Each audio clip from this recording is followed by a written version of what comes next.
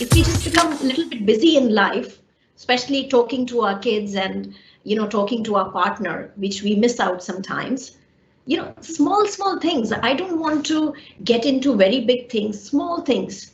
So even women, if for example men or women, whoever is doing the household chores, if the helper is not coming, I think then physically we become so busy that we don't need time to train our minds. Our mind listens to our body.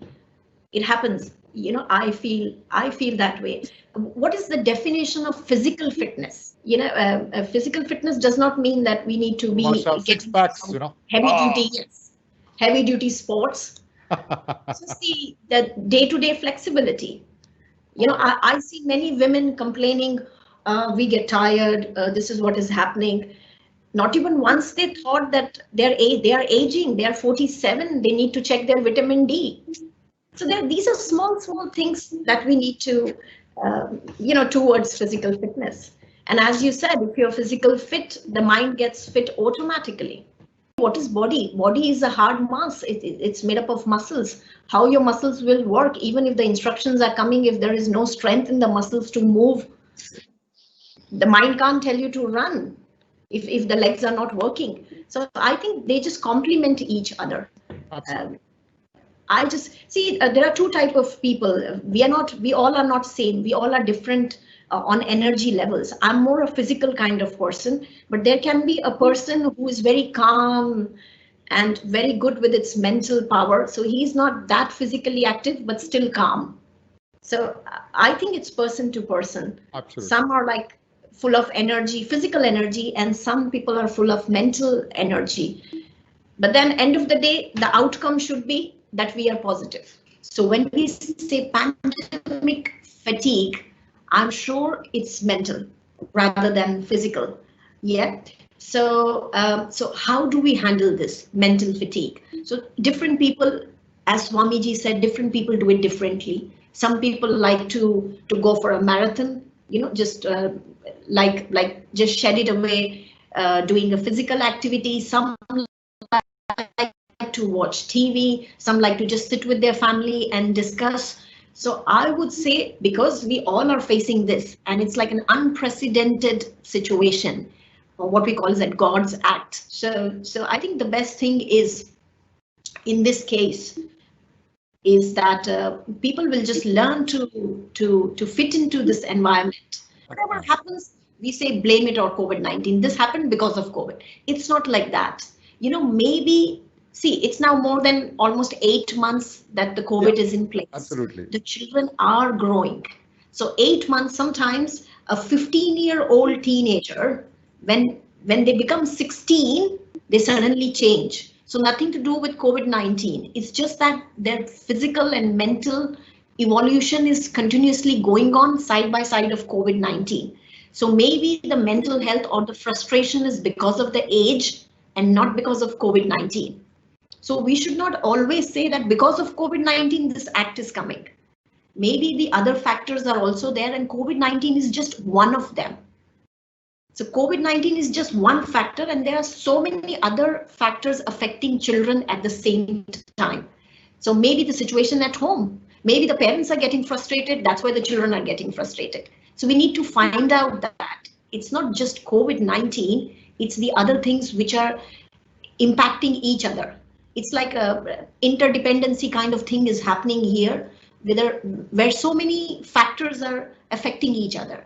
So what we need to do is to entangle this whole concept. So we cannot say the mental health is affected by COVID-19. No, there are many other factors that could have affected their mental health. For example, my kids sometimes get frustrated, just because they don't want to speak to me. So I just leave them alone. Yeah, I don't go and bother them, because it's the age factor. Earlier they were 16, now my elder one is becoming 17. So there is slight difference in him. So it's not COVID-19, it's the age. So I would like to tell Preeti that you have to consider all the factors to mental health, because mental health doesn't get affected just by COVID-19. There are other factors that are contributing the whole thing. Maybe they're not getting space at home. Maybe they want to go down and kick something. You know how it is, how children are there. And one more thing on mental health I would like to say is that never measure mental health in terms of academic progress. Mental health has got nothing to do with academic process. If your child is smiling, if your child is eating nicely, if your child is joking with you, if the child is screaming on top of his voice when he's playing an Xbox game, that means everything is all right. So you don't have to worry. So don't get unnecessarily worried. Education in its place, it is going slow, we know that, but the educator and students are working towards it. So parents, you know, their job is, again, I'll come back to cooking, that cook some nice chana bhatura and whatever their favorite dishes. This is what we need to do. So let's not compare one child with another child, the progress. What we need to see is their journey. You have to look at the entire journey, where they started and where they have reached. That is very important. So you just can't overnight start to measure. It has to be done over a period of time. So you should know where they were before and where they have reached now. So if they were 35% and now if they have reached 65 or 70%, that means there's 100% progress, isn't it? Absolutely. And attitude parents should have. They should measure it over a period of time and stop comparing with other students, because everybody's journey is different. What that child has gone through to get that 60%, we need to look at that journey. And no two kids are like, even my both sons are not same. One is good in something, the other one is good in something else. So I don't compare them. I just see their journey. If this person is started here, he has reached here. Even in our business life and in our professional life, we just need to see our journey, where I was and where I have reached. That's it. I think that's the important indicator.